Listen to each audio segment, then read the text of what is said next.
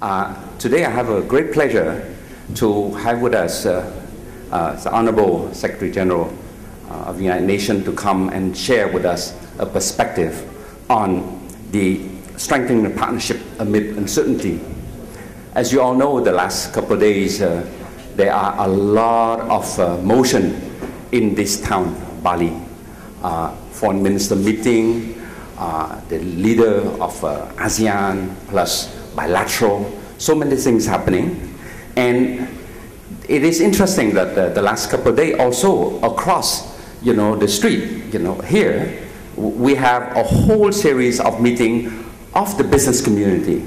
So we see on one side the diplomacy at work, and then on this side of the street, business and trade at work. And you all wonder why, we have the honor to have today the UN Secretary General, who's more about diplomacy, about food security, about human rights, and then why this big event where the Secretary is honored today. And it's interesting because you see that it's, the Secretary General will share with you some historical secret about how this ASEAN Business Council come about, the naming, right? But anyway, I think we are in a moment in history where there are things are not doing too well in some part of the world. The economic downturn in the US, in Europe. But at the same time, you see a bubbling effect in this region, ASEAN. And this is where I see that ASEAN is playing a big role in the economic role in the world. And it's quite interesting to see how, as ASEAN move forward, to outward looking, how we can develop a partnership, with other countries in different parts of the world. But at the same time, the partnership with the UN organization. The UN has a long-standing partnership with, ASEAN. But the last couple of days, we also see a big discussion on how we can move this partnership to a much more comprehensive partnership. Partnership between state, UN, but at the same time today is setting the stage on the role of the private sector. And Excellency, ladies and gentlemen, it gives me great pleasure to introduce the UN Secretary General to share with us his perspective on how he sees this strengthening the partnership moving forward. His Excellency, please.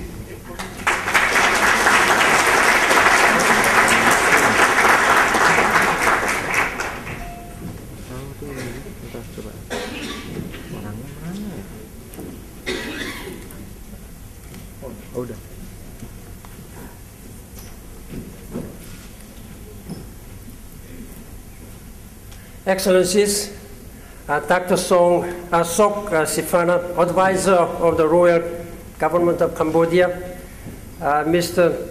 Ananga Rustino, Director of the ASEAN Business Advisory Council, Mr. Sofjan Wanardi, Chairperson, Indonesian Association of Employees, distinguished business leaders, ladies and gentlemen. It's a great pleasure for me to address distinguished leaders of business community on this occasion of ASEAN and East Asian Summit meeting. I have been making great contributions as well as participation and involvement in this ASEAN community related issues, and I'm particularly delighted to be here today with such a distinguished group of business leaders. Precisely because of your standing and record of success, I would like to ask your help on an issue that keeps me awake most night. As Secretary General, as you know, I'm dealing with so many issues, starting from peace and security and development challenges and human rights issues, including how we can work together with business community leaders.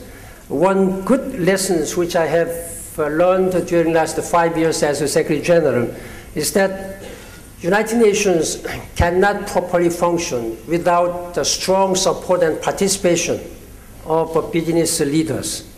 I know that most of you are more interested in and concerned about current world economic crisis. and you are more interested in your business, in your own business performance. However, today, I'd like to discuss with you, and I'd like to really ask your personal leadership involvement on an issue which I regard it is most important for our community. So I hope you will bear with me if I do not say anything about security or world economic issues. I'm sure that you have already heard from President Yoo Do-yono or President of the Republic of Korea. You are going to hear Secretary Clinton or many other distinguished leaders will come and share with you their thoughts about what's going on in this world in politics and business and development. But I'd like to take one aspect of these development challenges. That is health of the world's women and children. So I would like to focus only on this issue because it may be due to you, it may be more important for you to make a contribution in other usual contributions. Yesterday I visited the remote and mountainous region of Kalimantan in Borneo. There's a health facility that does incredible work. The Menteng Clinic, sitting with some of the women and girls being treated there, one of them told her story. Not long ago, women in the area gave birth as best they could. Then the clinic opened. This particular woman went in early and got free care.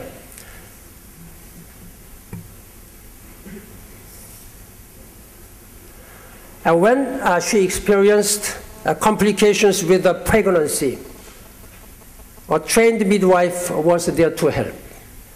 Without these services, both she and her baby might have died. It's a story that resonates with me all the times. When I was a young boy growing up in Korea, I often asked my mother, and my mother used to tell me that when, at that time, the ladies, women, were laboring to give birth, when they went into a certain room, there was no hospital, even no midwives, they would often look at the shoes, their rubber shoes. Then I asked why they would look at these rubber shoes. Because they were so anxious, so worried whether they could give birth safely, whether they would be able to see their shoes again after having delivered a baby safely. That was a story when I was growing up. Even these days, there are many people, many women who are dying needlessly because of the lack of right cure at right time. This is the story and issue which I'd like to discuss with you and ask for your support. Ladies and gentlemen, that is our challenge, to help make sure the women of our world can give birth without fearing that they will die, that they can get the care they deserve and need. I think you can help. Earlier this week in Bangladesh, I saw remarkable progress. Thanks to rural clinics such as I visited yesterday in Kalimantan, in Borneo, far fewer women are dying in childbirth than just a decade ago. Infant mortality has fallen dramatically as well. In Thailand yesterday, I saw firsthand the benefits of universal health care. Again, women and children are the primary beneficiaries.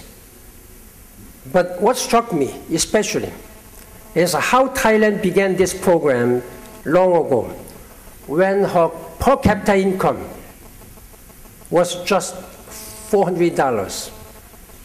They are middle-income countries now, they didn't begin this universal health coverage because they were rich. Even though they were very poor, with only $400 per capita income, they started. I had a similar experience earlier this year in Nigeria and Ethiopia. These are quite encouraging and moving stories. I learned two lessons from this experience. First, I saw for myself how simple solutions can save lives. Training midwives in rural areas, for example, or providing such basics as clean water. Second, I saw that countries do not need to wait to become wealthy in order to make huge gains for their people. Asia has come far in recent years, and part of the reason is that nations in the region have invested in people. When I visited Bangladesh, I was very much encouraged. Bangladesh is one of the poorest countries, so-called least developed countries. But what they were doing was that they were investing in people, investing in education, investing in healthcare issues. And that is what I would like you to think about this morning. How we can work together to keep up this momentum. What more we can do together to save the lives of women and children everywhere. Ladies and gentlemen, Asia is on the rise. While other regions of the world are beset with economic troubles, you continue to grow and thrive. This presents a paradox. While Asia gains in power and influence, it has not yet begun to fully take on its proper share of responsibility. Asia has not taken a proper role in the international community for the larger world that we share. That is the message I will deliver to world leaders at this summit meeting. And it is the message I offer you. And I think it is only natural that United Nations Secretary General deliver this message all the national leaders. Because the national leaders, they are much more busier engaged in their national agendas. Then there needs to be somebody who has to look at broader views, global visions. These health issues, saving lives from needless death of many women, billions of women and millions of children. I believe that is one of my very important responsibilities. That is why I'm asking you to step up, to recognize your place in this new world, and help the United Nations to help those who are less fortunate. A great place to begin is women and children, as I said, because as I see, they are the foundation stone of social progress. They represent more than half the world's population and make up even more of its untapped potential dynamism. I know that Indonesia has the world's third largest female population, particularly young women. You might even say that they are the world's next great emerging market. That is why last year we launched an innovative new program, Every Woman, Every Child. Government, business, and society organizations, civil society organizations committed more than $40 billion in support immediately. Then why and how we could mobilize $40 billion in just 1 year at this time of international economic crisis? I believe it was possible because it is a moral imperative. Because the health of women and children matter all of you, or all of us personally and fundamentally. because these are our sons, our daughters, our mothers and our wives, and our grandchildren, and our future. They are all ours. It's not other people. Because they are our people, and because they are our future, I believe that we were able, United Nations was able to mobilize $40 billion, but we need more. And when women and children die needlessly from disease or complications which can be prevented, it is a tragedy. It's a tragedy of the world, because these deaths are easily preventable. That is where you come in. That is where business leaders and civil society NGOs, you are among our very best partners. And I'd like to ask you to lead by example. And I'd like to introduce our distinguished colleague and great business leader, Mr. Ray Chambers, who is sitting here and who is traveling now. Mr. Ray Chambers, I think.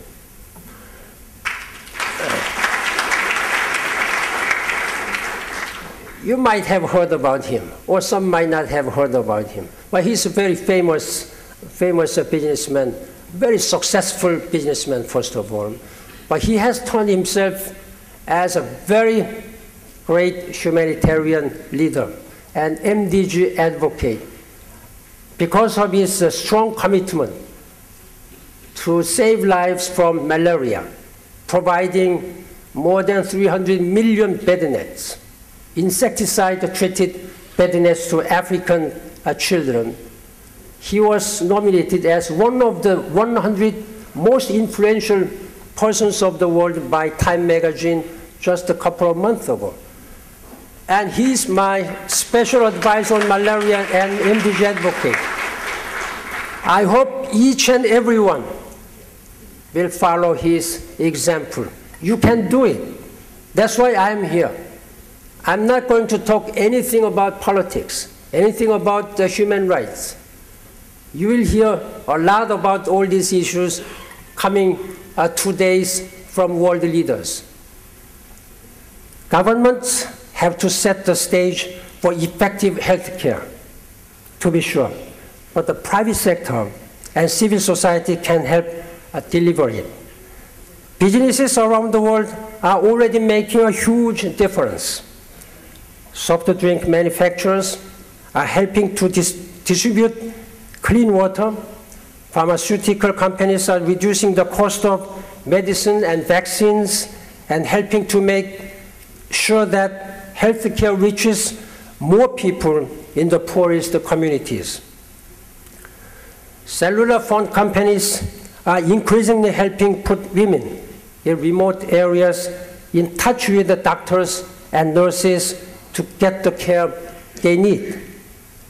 Imagine, for example, a nurse in a healthcare in the countryside being able to send an ultrasound image from her mobile to a doctor in Jakarta or Bangkok and get advice back immediately. Then their lives can be saved. Ladies and gentlemen, you are familiar with all these opportunities and advances, I know. You have all heard about extraordinary successes of organizations like BRAC.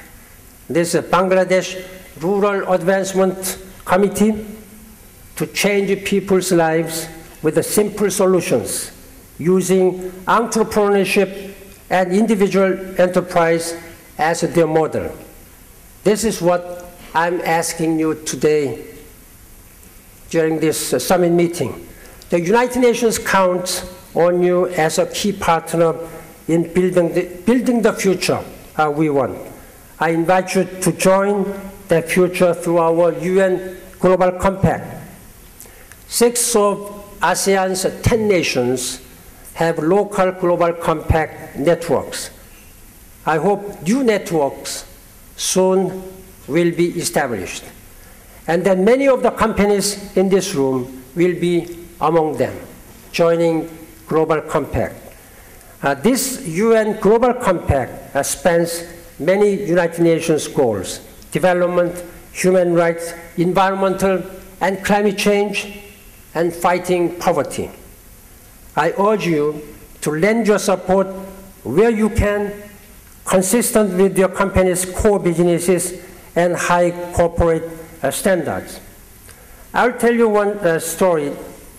When I first became Secretary General, I was briefed about this Global Compact. This Global Compact has now more than 7,000 world's big businesses and corporations. I was given a world map with the dots where Global Compact networks was established. I see none in my country, Korea. I was elected at that time as a Secretary General, and I was being briefed about this Global Compact. South Koreans, as one of the 15th world largest economy, they want to do all what is good. But I have not seen any dots on Korean Peninsula. So I asked, what happened to Korea? Then Korean companies has never joined. During last 4 years, we have more than 200 Global Compact members in Korea. I know that there are many Korean business leaders presented in this meeting. I hope you will go back and discuss with your leaders and try to join this Global Compact. And it will be same with many of business leaders present in this hall.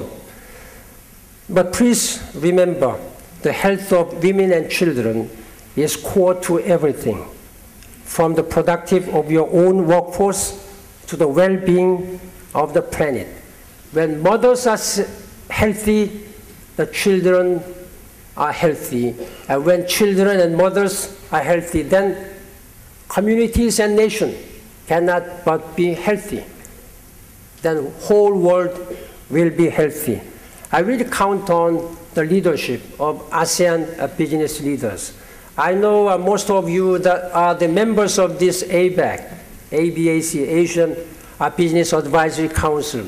Let me again disclose one secret. People often say that there are many fathers when there is a success. Success has many fathers. I'll try to be one of those fathers.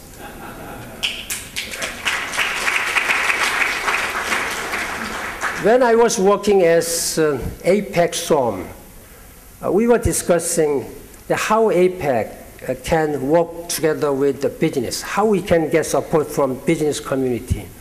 And we decided to establish this sort of council where business leaders would participate.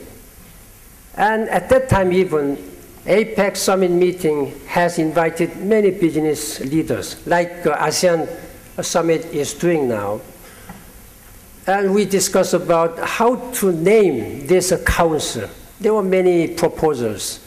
One most common proposal was ABC, Asia Business Council. So people thought that it was too common, too easy to remember, but too common.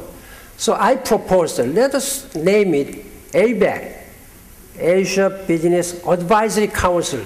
It was unanimously adopted on the spot. So I'm one of the fathers of this ABAC. And I'm very proud. Now, being with you after 16 years, when ABAC was created, and I really count on the support of business leaders, when we are working together in addressing many difficult challenges. Each and every country has difficult challenges. But this is the time when business leaders, government leaders, and youth, they should see beyond their national borders.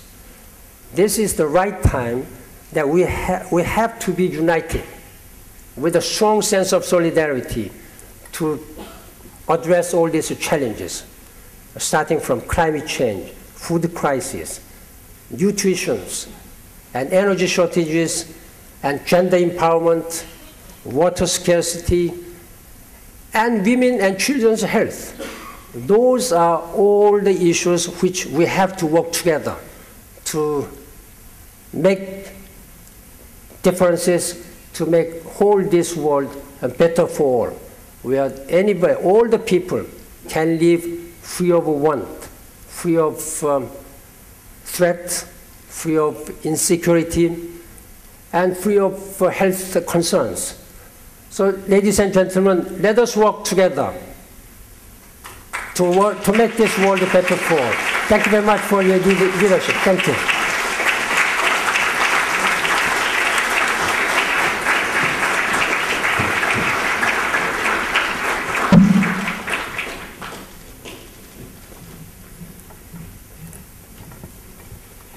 Mr. Secretary General, I'm really touched by your moving speech, and particularly the story that you mentioned.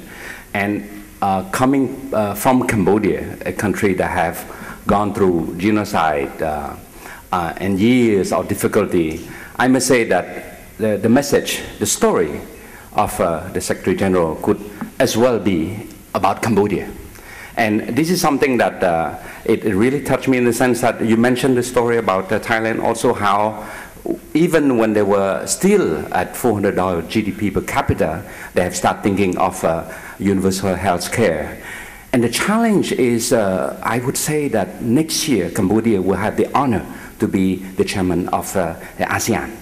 And I would love to see His Excellency, the Secretary General, make the message, the pitch in Cambodia, you know, to a country that have gone through difficult years, but who have now asserted its leadership in this regional role. And the message about the global compact is powerful, is that you do not have to be a developed country company to be part of the success story.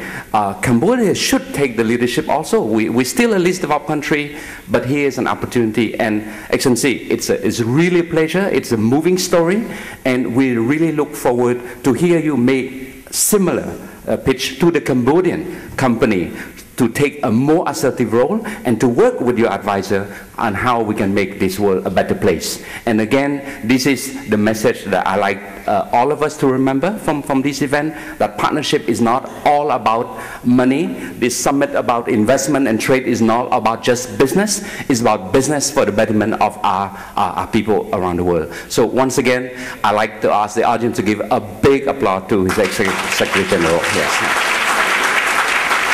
Thank you. Thank you very much, Dr. SokSiphana.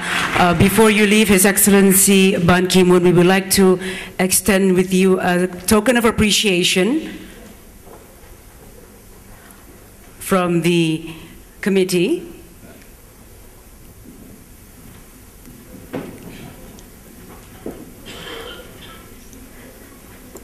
Will be given by Bapak Sofyan Wanandi to His Excellency Ban Ki-moon, Secretary General of the United Nations. And Bapak Anggana Rosdiono to His Excellency Dr. SokSiphana. We will take a moment of photo session. Thank you very much.